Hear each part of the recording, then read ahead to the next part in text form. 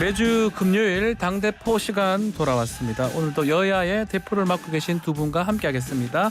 홍문표 국민의힘 의원, 김경엽 더불어민주당 의원 두 분과 함께합니다. 안녕하십니까? 네, 안녕하세요. 자, 본격적인 이야기 전에 좀 전에 저희 박지원 전 원장하고 그 얘기 조금 나눴는데 새벽에 속보로 전해진 내용입니다. 이재명 대표의 첫 비서실장 자택에서 뭐 좀 안타까운 소식이 지금 들렸는데 두 분도 아마 그 얘기 좀 들으시고 놀라셨을 것 같아요. 네, 우리 김경호 의원님부터요. 예, 정말 깜짝 놀랐는데요. 이번에 아마 이재명 대표 관련된 수사가 얼마만큼 강압적이고 무리하게 지금 추진되고 있는지가 계속해서 드러나고 있는데요. 야당 대표 잡기 위해서 300번이 넘는 압수수색을 했다라는 것만으로 이미 수사 자체가 대단히 지금 검찰이 수사권을 가진 횡포를 부리고 있다라고 보여지고 네. 이러한 부분들이 실제로 수많은 이런 수사 과정에서 강압과 무리한 수사 이런 것들이 지금 이런 희생자를 낳고 있지 않느냐 이렇게 지금 보고 있습니다. 네. 자, 우리 홍문표 의원께서는 어떻게 보셨습니까? 좀 사람이 자기 스스로 목숨을 끊었다는 건 네. 얼마나 비애 애통한 일입니까? 근데 이게 이재명 대표 그 시장이나 또는 도지사 할 때 비서실장했기 때문에 네. 아마 우리 국민들은 상당히 거기에 저분이 뭔가 있지 않냐 하는 의구심을 가질 겁니다. 그러나 아직 유서도 공개가 안 됐고 좀 더 두고 봐야 되겠지만은 어쨌든 이재명 대표의 측근이다. 또 잘 아는 사람들이다. 그런데 그 먼저도 네 분이 또 자살했거든요. 네. 이분이 지금 5번째입니다. 그럼 이재명 대표가 5번의 이와 같은 자기 측근들이 비극이 있는데도 말 한마디 않고 그냥 침묵으로 모른다고 한다면은 이건 저는 국민을 무시하는 거라고 봅니다. 안타깝습니다. 알겠습니다. 자, 고인의 명복을 빌겠습니다. 자, 국민의힘 지도부 새롭게 선출이 됐습니다. 새로 출범이 됐는데 뭐 여러 가지 또 뭐 긍정적인 부분도 있고 또 비판하는 점도 있습니다. 어떻습니까? 기대하는 점도 있고 우려하는 점도 있고 총평 좀 부탁드리겠습니다. 홍문표 의원님부터. 전당대회. 예. 뭐 전당대회는 여야를 통틀어서 55% 이상 나왔었던 전당대회가 사실 없습니다. 네. 특히 야당이었었던 우리도 마찬가지였고. 그런데 이번에 많은 관심을 가졌던 것은 이 당원들로만 했었던데 거기 첫째 네.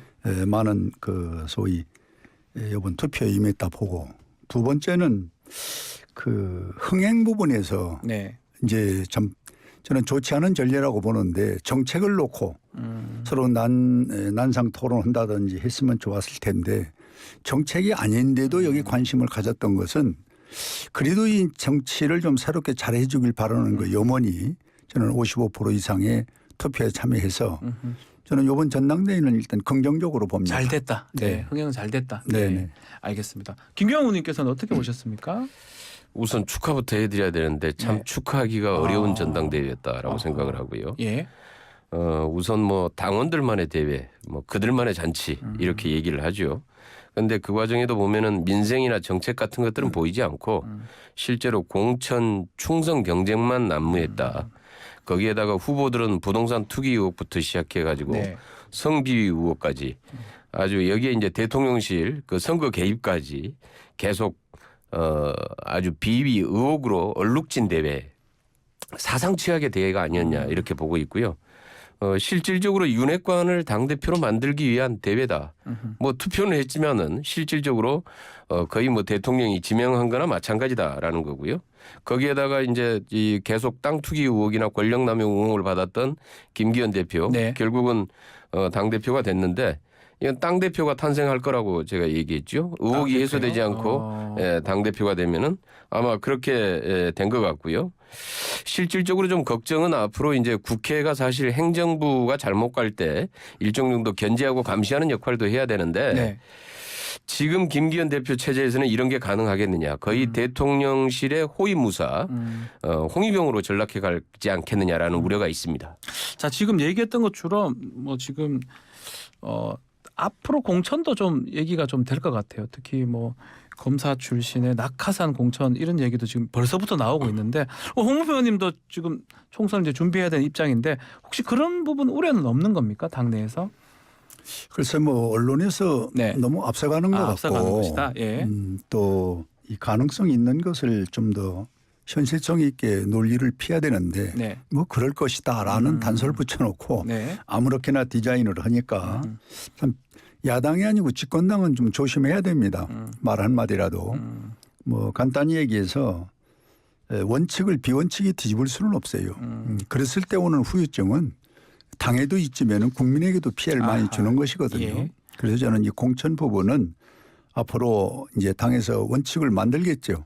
어떤 기준점을. 네. 그럼 그 기준점에 의해서 가야지 지금 방금 이야기하는 뭐 등등의 그런 밖에 그 낭설에 의해서 움직여지는 그런 정당이 저는 되지 않으리라고 보는 아하, 것은 예.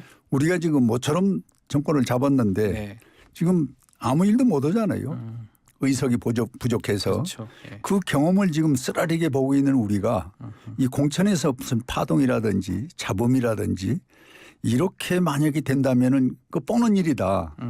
그걸 되풀이하는 그런 우리 우를 보면은 국민의힘은 절대로 안 될 것이다. 우리가 경험을 보고 과거 역사를 잘 알고 있기 때문에 그래서 그런 염려는 저는 염려로 끝날 것이다 이렇게 생각합니다. 자, 뭐 이제 염려라고 말씀을 하셨는데 좀 인선을 지금 하고 있습니다. 지금 뽑힌 사람 보면 특히 눈에 띄는 게 이철규 사무총장 지금 뭐 오늘 내정된 것 같다라는 속보도 이제 단독 보도도 있었던 것 같은데 또 정책위 의장으로는 정점식 의원이 또 거론되고 있고요.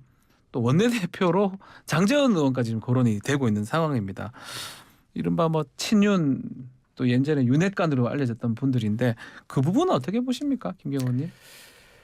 이미 당대표 되는 과정이 네. 대통령실에 의한 지명에 의해서 됐기 때문에 실질적으로 친윤 윤핵관으로 단일대우로 구성해서 아마 대통령 지키기 호위무사 역할로 집중해 갈 것이라고 네. 보고 있고요. 그래서 이제 당내에 그동안에 좀 약간 다른 의견을 가지고 있었던 그러니까 가령 이제 정부의 실정에 대해서 한마디 비판이라도 하거나 이런 분들에 대해서 거의 뭐 당내 적대 세력 또는 뭐 범죄자로 거의 이렇게 규정을 하지 않았습니까? 그리고 보니까 김재원 최고위원이 이준석과 구추정자들을 갖다가 이제 청산돼야 될 과거다 네. 이렇게 얘기를 했던데요. 실질적으로 아마 이제 그동안에 준비시켜놨던 친윤 검사들을 대거 내년 공천에다가 출마시키기 위해서 이러한 당에 오랫동안 헌신했던 사람들에 대한 청산 작업들이 이루어질 것이고 지금 현재 아마 당내에서도 그동안에 이제 이 전당대회 과정에서 나름대로 줄은 그래도 나름대로 공천 봐가지고 줄은 잘 섰는데 실질적으로 이제 한편에서 두려운 게 친윤 검사들을 대거 이제 낙하산 공천을 할 것이다라는 소문이 지금 현재 쭉 다 나돌고 있고 네. 이미 지역구마다 준비에 들어간 것으로 알고 있어요. 그래서 이런 부분들을 고려할 때 아마 지금 현재 국민의힘 의원님들도 상당히 지금 여러 가지로 고민스러울 것이다라고 보고 있습니다. 홍 의원님, 장제원 의원의 원내대표 되는 거 그 부분은 어떻게 보십니까? 또 뭐 좀 전에 제 김재원 최고위원하고 얘기를 해보니까 그거 되겠냐 의원들이 뽑는 건데 또 그 얘기도 하고요. 지금 뭐 사무총장 네.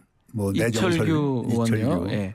이제 그분은 뭐 부총장을 했어요. 사무부총장을 했었습니다. 네. 예. 그래서 그 당무에 좀 밟고 이 사무총장은 당무에 밟지 않은 사람은 정치적으로 논할 수가 있습니다.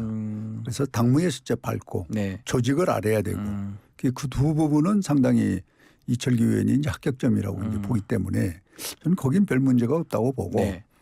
그다음에 장제원 의원이 원내대표는 우리 의원에서 뽑는 거거든요. 뭐 당대표가 뽑고 무슨 뭐 지시하는 것이 예. 아니라 예. 뭐 그렇게 오해를 해서 이 얘기를 하면 자꾸 말이 되기 때문에 아하. 우리 있는 정상적인 얘기를 했으면 난 좋겠다는 예. 차원에서 예. 의원총회에서 이제 결국 원내대표는 뽑는다. 네. 이렇게 보기 때문에 뭐 의원들이 한 분 한 분의 그 인격을 미리 재단에서 누구를 뭐 원내대표 몰고 이렇게는 안 될 겁니다. 예. 알겠습니다. 뭐 될지 안 될지는 뭐 사실 예, 지켜봐야 된다. 두고 봐야죠. 예, 알겠습니다.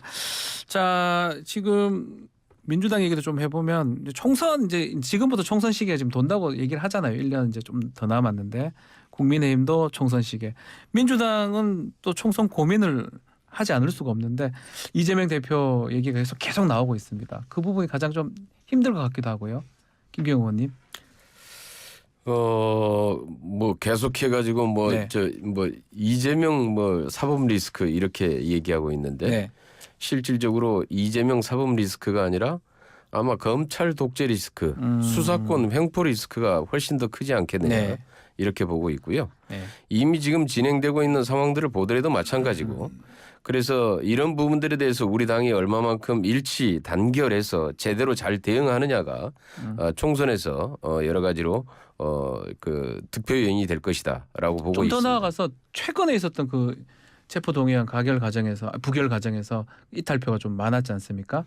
그 내용 아니냐 이런 얘기도 계속 있고요. 뭐 내용까지는 아닌 것 네. 같고요. 당내의 이 소통 구조 실질적으로 좀 이렇게 속내를 좀 솔직하게 터놓고 네. 얘기할 수 있는 소통 구조가 필요했는데 그런 구조가 부재했다라는 것에서 오는 패착일 수도 있고요. 예. 그다음에 또 하나는 사실 정치인이라 그러면은 자기 의견을 의원총회 같은 데서 늘 공개적으로 얘기하고 그러니까 그렇게 해서 얘기하고 그래야 하는 상관없다는 의견을 거죠. 하나로 모아서 예, 예. 갔어야 되는데 실제로 의원총회에서는 얘기 한 번도 안 하고. 부결시키기로 전체적으로 다 결의가 됐거든요. 예.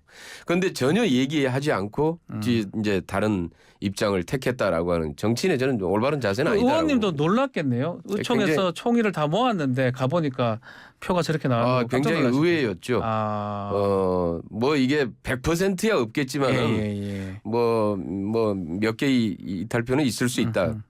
비밀 무기명 투표이기 그렇죠. 때문에 예. 있을 수 있다라고 예. 생각을 했는데 의총에서 전혀 그런 얘기 자체가 아예 그 나온 적이 없기 때문에 네. 전체적으로 뭐 비주류 비명계라고 얘기하신 분들도 부결시켜야 된다 다 이렇게 주장을 했단 말이에요. 예.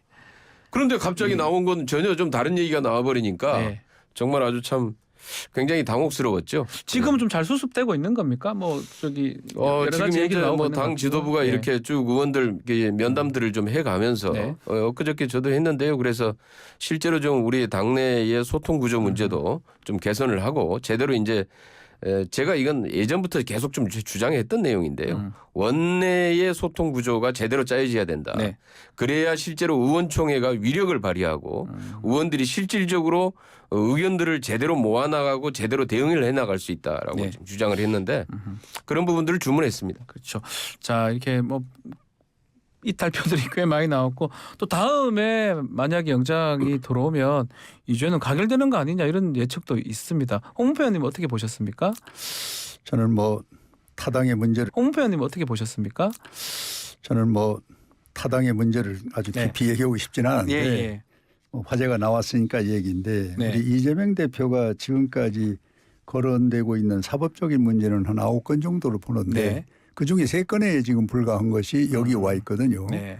거기다가 어제 이 전 비서실장 자살 문제는 상당히 저는 이 문제에 기름을 부은 것이고 더 국민에게 의아심을 주는 것이고 네. 당내도 또 이 문제에 대해서 상당히 술렁거리는 걸로 알고 있습니다. 그래서 이 나머지 남아있는 건 5, 6건을 결국 말끔하게 해결할 수 있는 방법이 있어야 되고 또 지금까지 문제된 거를 솔선해서 나가서 자기가 해결하든지 해야지 이걸 언제나 이 민주당의 의원들로 방패를 막 하는 거는 저는 이제 한계를 벗어났다고 한계가 봐요. 있을 것이다. 예. 첫째 한계는 지금 아까 김경우 의원 말씀대로 전 그렇게 마음속으로 결의해서 이 부결하기로 했는데 이 뚜껑을 열고 보니까 30여 명이 네. 일단 이탈을 했단 말이에요. 맞습니다. 그걸 어떻게 막습니까? 이거 못 막습니다. 거기다가 지금 하나하나 지금 나타나고 있는 검찰의 이 증거의 현실, 이 사실들은 사실로 나와버리지. 또 비서실장이 이렇게 또 사망의 뭐 자살 문제가 나오지. 저는 이래서 지금이라도 빨리 대한민국 정당의 정상화를 위해서도 이재명 대표는 네. 자진해서 이 사법 처리를 받는 수순을 밟아야지 방패로는 이제 안 된다. 이게 제 결론입니다. 자, 이 와중에 이런 가운데 김건희 여사 특별법, 특검법이죠. 지금 발의가 됐습니다. 또 쌍특검 얘기도 나오고 있는데 이게 3월 말에 지금 처리할 계획인 겁니까? 어떻게 되는 겁니까? 지금 이제 이게 특검법을 네. 처리하기 위해서는 사실 정의당의 입장이 대단히 네. 중요합니다. 지금 법사위원장을 이제 국민의힘에서 잡고 있기 때문에 계속해가지고 아예 상정 자체를 법사위원장이 안 하고 지금 온몸으로 지금 다 저지하고 있는 거거든요. 네. 그래서 실제로 패스트트랙이라도 이제 태울 수밖에 없는데. 그럼 180표가 나와야 예, 되는 거죠? 패스트트랙 태우기 위해서는 결국은 정의당이 동의해야 되고 그런데 이제 정의당이 그동안에 김건희 특검법에는 반대를 했다가 네. 이번에 이제 다시 이제 입장을 다시 좀 정리를 하는 것 같습니다. 그래서 전향적으로 지금 검토를 하기 시작을 했고 그래서 정의당이 동의한다면은 패스트트랙으로 처리가 될 수 있지 않겠느냐 이렇게 보고 있습니다. 180표가 나와야 되는데 민주당 또 지난번처럼 또 이탈표가 나올 수도 있는 거고 어떻게 보십니까? 저는 이 예. 김건희 여사의 지금 특검법만 얘기 나오시는데 네. 이 문제는 저는 신중해야 된다고 봅니다. 이 대부분의 정당에서나 뭐 어떤 집단도 실수는 한 번 하는 건 봐주는데 네. 이걸 이렇게 이재명 대표 보호하기 위해서 실수를 했고 이것도 당의 분열에다가 국민을 이거 무시한 처사고 이 김건희 여사 문제도 사실 이 민주당 시절에 뭡니까 문재인 대통령 시절에 할 수 있는 방법을 다 털었거든요. 아하, 예. 그리고 지금에 와서 이제 다시 이게 리바이벌이 되니까 이거를 특검을 하기 위한 특검의 주장은 이 처음에 이 정의당도 상당히 여기에 머뭇거리고 반대 입장에 있다가 최근에도 이 부분을 한다는 건 아니에요. 오늘 아침도 제가 확인을 했는데 네. 이 딴 부분 뭐 거는 게 또 있더라고. 네. 이래서 저는 이 국가의 가장 중요한 이런 정책적 또 인사 문제를 이렇게 함부로 남용을 했을 때 오는 그 데미지는 다시 또 민주당에 돌아간다. 그래서 저는 이 부분은 신중하게 잘 했으면 좋겠다는 그 부탁을 드려하고 우리 싶습니다. 홍 의원님은 결국은 이재명 방탄 특검 아니냐 이 얘기입니다. 이재명 대표에 대해서 네. 수사를 이렇게 악착같이 무리하게 하고 있는 이유가 김건희 방탄용 아닐까요? 아 반대로 그렇게 말씀하시는 겁니까? 예, 아마 지금 현재 이재명 대표는 300번 넘게 압수수색을 했는데도 명확한 증거 하나 나오지 않고 있고 네. 이미 김건희 여사 주가 조작 건은 도이치모터스 재판 과정에서도 김건희 여사 이름이 수십 번 등장을 했고 이미 혐의가 거기에 다 나와 있습니다. 그래서 실질적으로 주가 조작에 어떻게 개입했고 계좌를 어떻게 활용했고 본인은 당했다고 그러는데 거기에서 주고받은 메시지까지 다 나와 있는 거 아닙니까? 이것뿐만 아니라 지금 코바나 콘텐츠 의혹도 마찬가지입니다. 네. 이게 대가성이라는 게 거의 밝혀지고 있고요. 실질적으로 이게 적용되면 이것도 삼자 뇌물죄입니다. 네.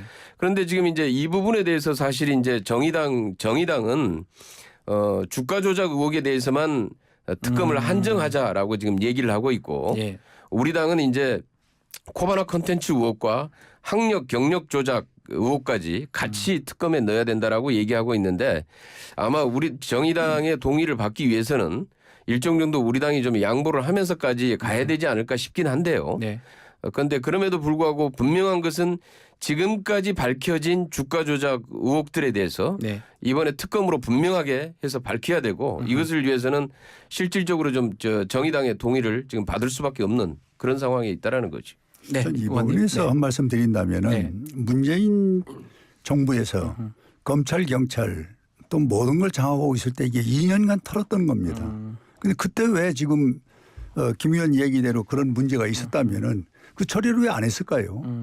결국은 설로만 나왔고 조사를 해보니까 혐의가 없다 그래서 결국 못했던 것인데 지금 와서 이제 민주당이 긍지에 몰리고 소위 이 대표가 이제 이런 상황이 오니까 네. 이걸 이제 같이 물타기로서 놓고 이걸 흔들면은 이제 국민이 이걸 다 알고 있어요.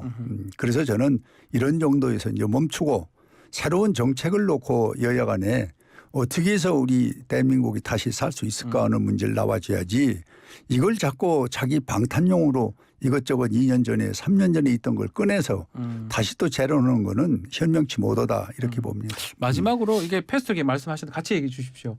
하게 되면 최장 240일이거든요. 180일 또 숙려 60일.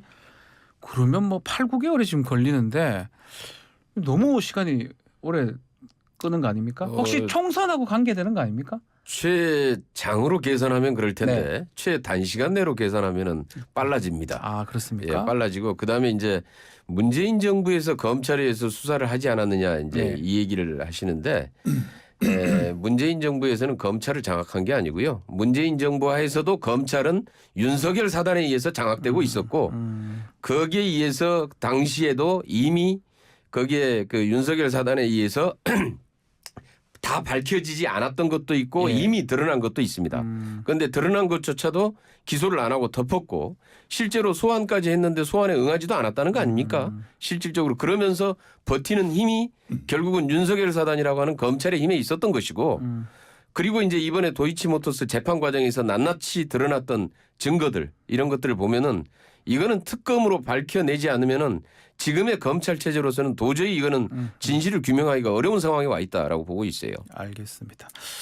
어떤 이 문제는 네, 뭐 항상 되풀이된 얘기를 맴돌고 있는데 맞습니다. 예. 저는 이거 2, 3년 전에 그 문재인 정권에서 이걸 못 밝히고 네. 그 수사를 오래 하고서도 뭐 우리 또 이와 같은 되풀이 얘기하는 것은 뭘로도 이거는 합당한 그런 국민이 납득을 못 하고 있어요. 그래서 새로운 어떤 정치판을 좀 만들어야지 이게 과거 정치판을 새롭게 있는 것을 이게 뒤엎으려고 하는 거는 안 맞는다. 이렇게 다시 강조를 합니다. 알겠습니다. 자, 마지막 주제는 강제징용 피해 배상 방법 해법 관련된 얘기입니다. 민주당에서 강하게 비판하고 있고요. 주말에 장애 투쟁을 예고를 하고 있는데 의원님 참석하십니까? 김경호 의원님? 당연히 참석해야죠. 예. 자, 어떻게 보시는 겁니까? 비판적인 시각에서 지금 보시는 겁니까? 한마디로 이건 주권을 포기한 거다. 그리고 강제동원 피해자 국민들을 팔아넘긴 것이다. 네. 라고 보고 있고요. 정말 사상 최악의 굴욕외교 제2의 을사늑약이다 이렇게 보고 있습니다. 네. 어떻습니까? 홍문표 의원님은 이제 이 해법 자체를 어떻게 평가하시는지요? 저는 뭐 잘 아시다시피 이게 참 있을 수 없는 오욕의 치욕의 우리 한일 관계를 분명합니다. 네. 그런데 이것을 이제 오늘날 갖고 있는 우리 현실에서 언제까지 이 문제를 애물단지로 갖고 갈 것이냐. 이제는 새로운 해법을 찾아야 되는데 네. 우리 한일 관계의 순수한 문제라면은 이 문제를 찾는 데는 시간이 더 필요할 수도 있어요. 네. 그런데 저는 이 북한이라는 저런 그 집단이 있는 한 매일같이 우리에게 겁박을 하고 저런 안보에 위협을 받고 있는 이 상황에서 한일에 맥혀서 소위 한미일 이 공조 체제를 깨서는 안 된다고 봅니다. 그것은 도리어 강화를 해서 네. 우리 자유민주주의를 지킬 수 있는 그런 집권당 그런 대통령이 돼야 되는데 이걸 하기 위해서 저는 상당히 이 윤석열 정부 대통령이 고민을 끝에 역사적인 결단이라고 저는 이렇게 표현을 합니다. 역사 결정이다. 다 같이 좀 질문을 드려보겠습니다. 이제 다음 주 16, 17일 날 한일 정상회담이 예정이 돼 있습니다. 뭐 발표하고 바로 또 이거에 된 거면 시간이 아주 빠른 것 같기도 한데 어떻게 보십니까? 이 과정 자체를 보면서. 참 걱정스럽습니다. 어떤 정말로요. 예, 이거는 지금의 일본이 지금 이 아시아 인도 태평양 전략 과정에서 구사하고자 하는 목표 네. 이걸 명확하게 꿰뚫어 봐야 되는데요. 인도 태평양 전략은 원래 아베의 구상이었습니다. 아베 총리의. 그래서 지금 이제 일본이 20년 장기 침체에 접어들면서 G2 국가로 중국이 부상을 했고 네. 일본이 이제 실제로 이제 쭉 힘들어진 거 아닙니까? 그렇죠. 예. 그래서 이 위치를 다시 만회하기 위해서 중국 견제라는 명목으로 짜되 중국 봉쇄망을 짜되 일본 중심으로 짜자라고 하는 제안을 미국이 했던 것이고 미국의 오바마 정부가 이것을 수용을 하지요. 다시 말해서 이 아태 지역에서 일본을 중심 체제로 해서 여타의 다른 국가를 하위 체계로 편입시켜서 네. 중국 견제망을 짜겠다고 하는 의도인데 여기에 지금 현재 이런 일본의 의도에 계속 말려 들어가고 있는 겁니다. 것이다. 쉽게 얘기하면. 예. 그러니까 이 말려 들어가는 과정이라도 사실 당당하게 우리 국익이라도 주장했으면 되는데 이번처럼 완전히 우리 사법부의 판결조차도 무시해버리고 대법원 판결 무시하고 강제동원 피해자들의 아예 의견 자체를 완전히 다 묵살하면서 이런 식으로 굴욕적인 갖다 바치기죠. 정말. 알겠습니다. 예. 일본에다 갖다 선물로 그냥 갖다 바친 겁니다. 시간이 너무 짧아서 홍문표 의원님 짧게 좀. 간단히 하겠습니다. 과거 1998년 12월 8일 날 그 오이치 오부치 게이츠와 김대중 선언할 예. 때 이 독도가 이 중간 서역이 아니라 우리 해역으로 돼 있던 것을 이 김대중 이 오부치 회담에서 결국 이게 중간 서역으로 됐어요. 그런 치명적이고 그냥 그 불쾌했어도 지나가서 오늘에 보니까 이 문제에 대해서는 긍정적으로 보는 분들이 있습니다. 알겠습니다. 한일 관계. 그래서 요번 이 대통령의 결단은 새로운 역사를 개척하면서 네. 과거 역사를 좀 알겠습니다. 더 현명하게 가자는 그런 네. 뜻의 결단이었다 네. 이렇게 봅니다. 오늘 말씀 여기까지 듣겠습니다. 자, 홍문표 의원님, 김경호 의원님 두 분 감사합니다. 네, 고맙습니다. 네, 고맙습니다. 당신의 퇴직연금 IRP 계좌